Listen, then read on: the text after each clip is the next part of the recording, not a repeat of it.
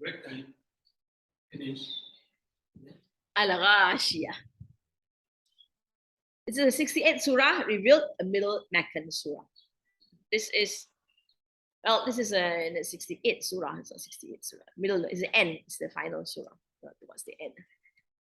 It is narrated from Rasulullah SAW that the one who recites this surah will not face difficulty in the counting of deeds on the day of judgment, and Allah will show mercy to him and save him from Jahannam. So it's a good surah to read. It's good to read through the Quran again and again and again. So you can, if you are able to, make it every 2 months you finish the Quran, and if you are fluent enough, every day about 20 minutes, right? That's about 5 minutes for every salat, inshallah. Right? Inshallah, that's not too much to ask from, inshallah. And the benefit is really great. And reciting the surah near a baby removes fright from him and stops him his crying. From Ali radiallahu anhu has said that when it is recited over a part of the body which is in pain, it will remove the pain. And if recited over food items, it removes any bad effects of that food. We've got so much teaching from Rasulullah SAW, from the Sahabas, to protect us from all kinds of harm and to make life easy for us. That somehow we just forget and we are not able to practice whatever is good for us. All right. This surah is a deep and calm melody which invites meditation, hope, and fear. It wants man to be ready for the day of reckoning. It carries man's heart into two vast spheres: the life hereafter with its limitless world and moving scenes, and the visible sphere of existence with the signs Allah has spread in all the creatures sharing this existence, held out for everyone to see. So again, beautiful scenes, beautiful reflections are brought about in this surah. Under these two great scenarios, the surah reminds man of the reckoning on the day of judgment, of Allah's power, and of all the inevitable return to him. Definitely we will all return to Allah subhanahu wa ta'ala. Wa ilayhi turja'un, and to him you will return. Throughout, the style is characterized by its depth of tone.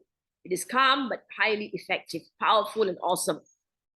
On the authority of Abu Nu'man and Nu'man bin Bashir, that Rasulullah used to recite Surah Al-A'la and Al-Ghashiyah in the Eid and Friday prayers. Malik recorded that Ad-Daha bin Qais asked Al-Nu'man bin Bashir, what else did Rasulullah recite on Friday along with Surah Al-Jum'ah? He says, Al-Ghashiyah. Reminder for all, inshallah. All right, we've got the words here. First set of words. Most of you has got the book already, right? Or some of you prefer to print yourself. So the first one is Al-Ghashiyah, the overwhelming. Al-Ghasha is a root word. The Al-Ghashiyah. Well, it is jar state. Here we look at it. Why is jar state? Khashi'ah, humble. Khashi'ah, one who is in a state of being humble at all times. Nasibah, exhausted. All these are isms. Hamiyah, intensely hot. Nasiyah, continuously exhausted. Aniyah, boiling. Dari', bitter, thorny plant. Yusminu, okay, this is not noun. All of them, the rest are all ism. This one is ism with an al. Right, this one is ism with a ta marbuta, with the dammatain. This is ism. This is ism. Sorry, ism again. So all this on the number 5. Number 3 is ism with dammatain. Number 4 is ism with fathatain. 5 is kasratain, and 6 kasratain. Yusminu is a verb, is fa'il mudari, present future tense, which is rafa. And ju'in is again an ism, hunger. The ya is an it here. All right. Bismillahirrahmanirrahim. Hal ataka hadithul ghashiyah. Hal has a question. Is ata is come, came actually. Ka is you. But in English we just has came to you, has come to you. Hadith is news, right? The news is supposed to come to you. Hal ataka hadithul ghashiyah. Ghashiyah is the overwhelming, and it is in its kasra because this is an off structure where hadith doesn't have a tanwin. It's not hadithun but hadithu. Hadithu, and there's no al. So this is tells us, signifies is an of embedded in it. So hadithul ghashiyah, the news of the overwhelming. Hal ataka hadithul ghashiyah.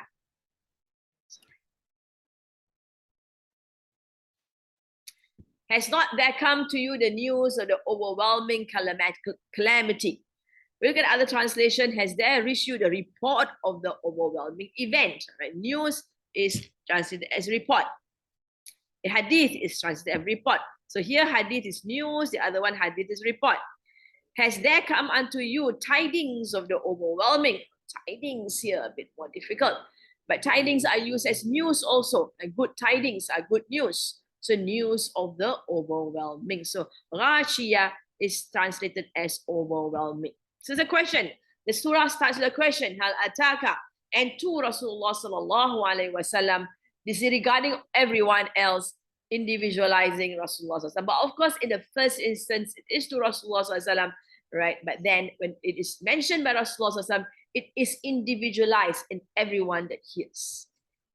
Not use of ka for Rasulullah in the first instance, but also for every individual. So it's strong because it targets you individually. Hal ataka hadithul ghashiyah is personalized and created more impact. Thus, individually it makes others think. Have it come to you? Have you heard about it? The last part of previous verse, Surah Al-A'la, Allah directed his attention to those who choose the word.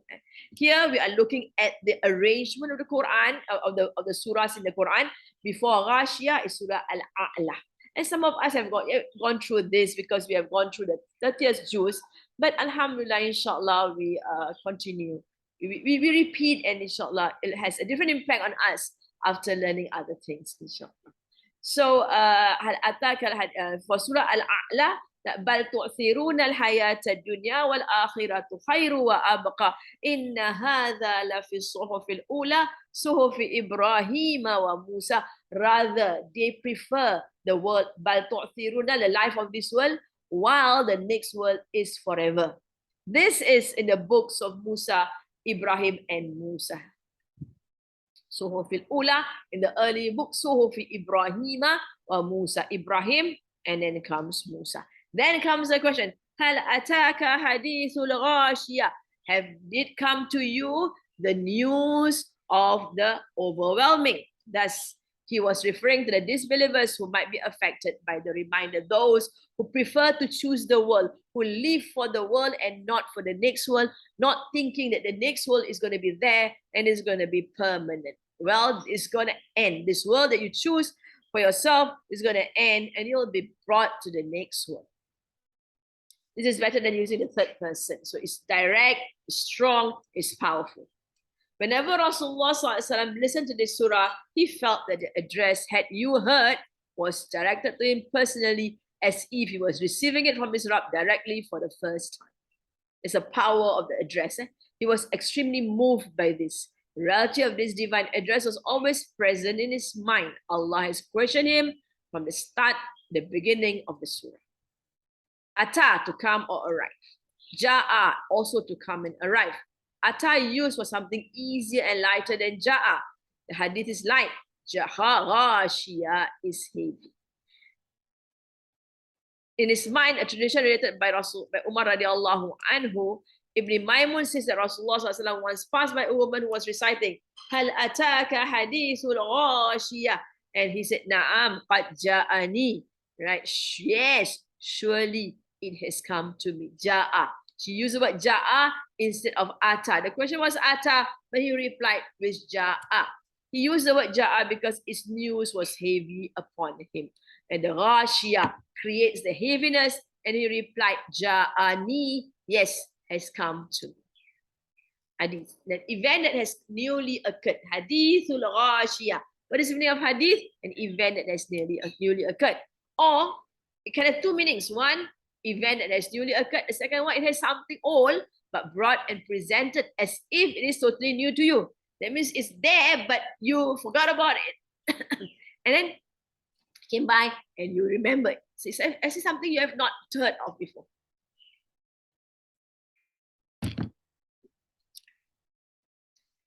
Didn't the news come to you?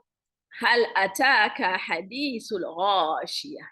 It is a rhetorical question. The news has already come about this day, but I will tell you about it in a new way. So it is a different look at this word, right? The news of the overwhelming. So the use of the word overwhelming creates something that you are looking forward to hear about.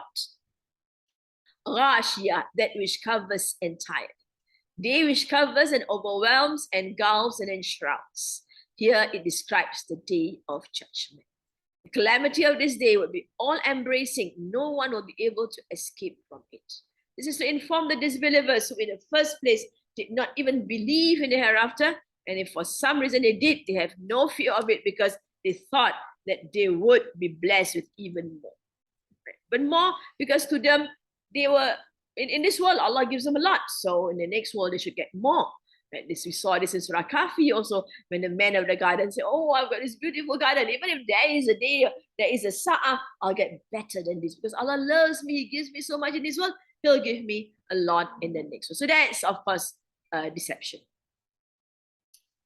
With this introduction, the surah wants to make hearts turn back to Allah subhanahu wa ta'ala, to remind men of the signs in the universe, His reckoning on the day of resurrection, and His day of judgment, and His certain reward. What's the difference in the day of judgment and the day of resurrection? When there's a day when we are resurrected from our graves, all of us will be raised up, right? And then we will run to the field of, it's called field of mahshar. Mahshar means a field of gathering.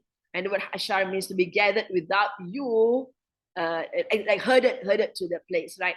And then you have Yawmuddin, day of judgment, where you are asked concerning everything that Allah has blessed you with, the time, your energy, your money, whatever, and how you use them. So that's the day of judgment. It points out that the question of the hereafter had already been affirmed and earlier reminders had been given. That's what it means. Yeah, have you not heard the news yet? You have heard the news. Come, let's listen to the news again.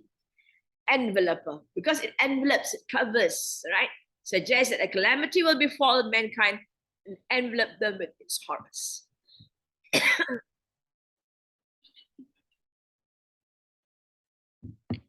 Wujuh is plural of face. Wajah is one, wujuh is many. Wujuhu yawma idhin. Yawma idhin, yawm is day, but the idhin, that day. Wujuhu yawma idhin khashi'ah. Khashi'ah, humiliated. Some faces on that day shall be downcast, right? That means they will be looking down, they will be so morose, so sorrowful, humiliated. So straight away, Allah talks about the enveloping, the ghashiyah. He moves into the faces on that day will be in a state of humiliation. Powerful sentence, all isms. Wujuh, center ism. Yawma idhin, ism. Khashi'ah, ism. Wujuhu yawma idhin, khashi'ah. All isms, wujuh means many faces. This means that many faces will be in extreme fear. But there will be some which aren't in extreme fear. Unlike normal sentences, wujuhun khashiyatun yawma idhin. It should be the other way around. Wujuhun, the faces, because the khashiyah describes the face, right? We can see the khashiyah describes the face because the wujuh has got a dammatain and the khashiyah has a dammatain. But Allah inserted yawma idhin between wujuh and khashiyah. So yawma idhin placed in order to specify the day, to highlight the day. There is a particular day, that very day, right? You will be in faces will be humbled, especially on that day. Faces will be khashi'ah. Wujuhu yawma idhin khashi'ah. Wujuh is also used to refer to the inner state because it is the face which is the most expressive of one's inner state. Sometimes we have certain thought in our mind. We try to hide it, but the face shows it. Excitement, anger, hatred. Khashi'ah, with the ayn, to be extremely afraid of something so much that your muscles become numb. So it shows a real state of fear here. ghashiyah. You become weak in your bones, as if you are paralyzed. This is the attribute a believer must strive for in the salat when he's standing in front of Allah. Khushu', that's where it comes from. Khushu', ghashiyah. And that means we realize that we are in the presence of Allah subhanahu wa ta'ala. We should be in a state of awe, right? And fearful that we might not be doing things right with us thinking all over the place. And that is not khushu', right? We must know and be in the presence of Allah subhanahu wa ta'ala, feeling sometimes weak because we are nothing in the presence of Allah subhanahu wa ta'ala. Khushu' on any part of the body is a sign of humiliation for the disbeliever. So for the disbeliever, it is humiliation. For us, it's humbling ourselves in the presence of Allah, whom we have great awe and reverence of. Whereas the believers in this day will have khushu' of Allah in their hearts, a sign of humility to Allah, but not humiliation. The disbelievers have been overwhelmed by khushu', extreme fear. In addition, the disbelievers will fear with their hearts, but not in the way believers do. The khushu' described in this surah ghashiyah is more severe because the judgment day is being described specifically. All right, the question was not meant to elicit an answer. It was only meant to warn people that they should clearly hear what is being related to them. So, hal ataka hadithul ghashiyah. Have you heard of the news of the overwhelming? You are overwhelmed by the situation. Wujuhu yawma idhin khashi'ah. Right? Faces on that day will be humbled. Will be instead of fear, will be in a state of worry, will be in a state of anxiety. In the Quran, so it is the first question was not to get an answer, but to tell people of the reality of the hardship. And the Quran has itself replied that many faces on that day will be downcast and worn out. Amilatun nasibah. Amilah from the amal is work. Amilatun, working, nasibah, exhausted, laboring, toiling. Amilatun nasibah. Amil can include false worship, always being a slave of earning money, exhausting yourself in worthless activities which are not spent for pleasing Allah subhanahu wa ta'ala. Work and work and work and work and work for what? That's a question. Work here, work there, work here, nothing but work, earn money, and then what? Right? For whom are you earning money for? So the world exhausts people, but the hereafter is even more exhausting. Now, Sibah. The person who does all this who dies thinking they will get eternal rest. But little they know, they will again be resurrected and they will be exhausted, and what they have coming ahead of them is much worse, even more exhausting, the fire. Why weren't they grateful for Allah's blessings on them? Working hard, but not working for the next world. Working hard for this world, which is temporary, as mentioned in the previous surah. Bal tu'thiruna al-hayat ad-dunya, they choose this world. Someone who has spent his entire life working and exhausting himself will come on this day, not to be rewarded, but to face the consequences of his ungratefulness to Allah subhanahu wa ta'ala.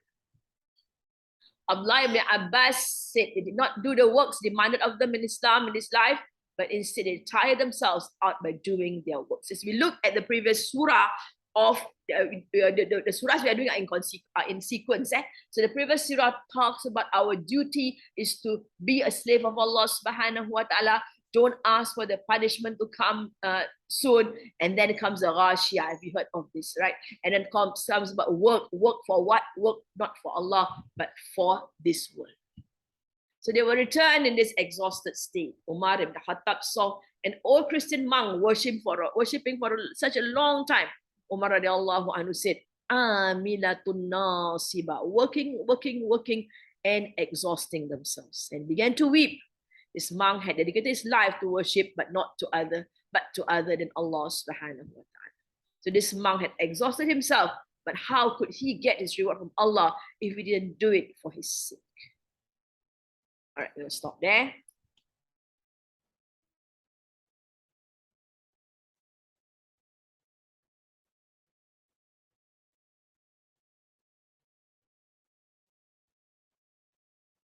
Somehow I can't get it.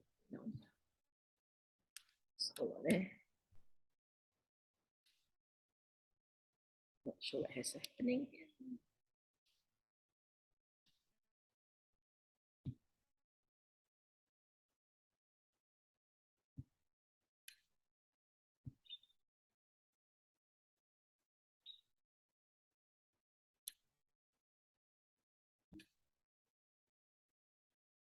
Too many things to put.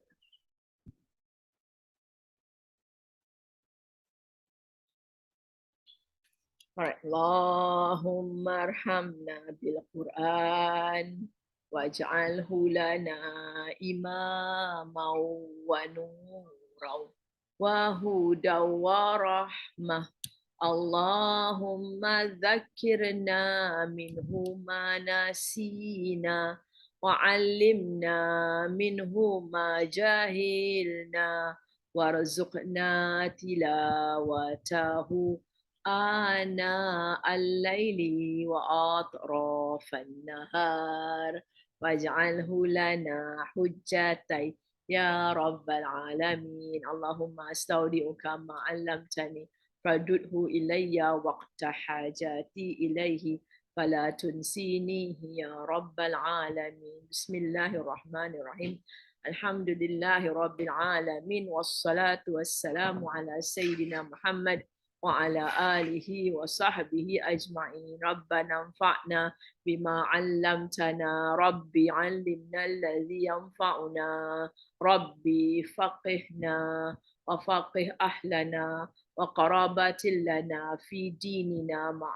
أهل القطر أنثى وذكر بسم الله الرحمن الرحيم آمين آمين يا رب العالمين بسم الله الرحمن الرحيم والعصر إن الإنسان لفي خسر إلى الذين آمنوا وعملوا الصالحات وتواصوا بالحق وتواصوا بالصبر سبحانك اللهم وبحمدك نشهد أن لا إله إلا أنت نستغفرك ونتوب إليك سبحانك اللهم وبحمدك نشهد أن لا إله إلا أنت نستغفرك ونتوب إليك سبحانك اللهم وبحمدك نشهد أن لا إله إلا أنت نستغفرك ونتوب